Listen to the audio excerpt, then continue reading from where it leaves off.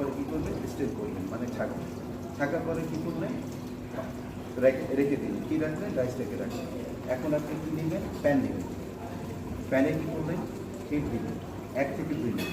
ওর ভিতরে একটু olive oil দিবেন, যেন অলিভ অয়েলটা না পুড়ে যায়।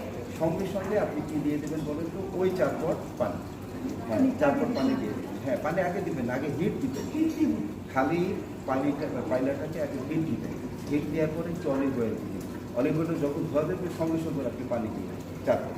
ওই পানিটা যখন ফুটন্ত হবে, ফুটন্ত পানির ভিতরে আপনি রাইসটা দিবেন এবং ওই ফুটন্ত অবস্থায় আপনি সেটাকে কুক করতে থাকবেন।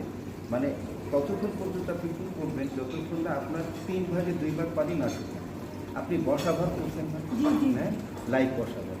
আপনার 2 ভাগ পানি শুকিয়ে যেতে 1 ভাগ পানি থাকবে, এর ভিতরে একটু পিঙ্ক সল্ট দিন, দিয়ে এরপর আপনি কী করবেন,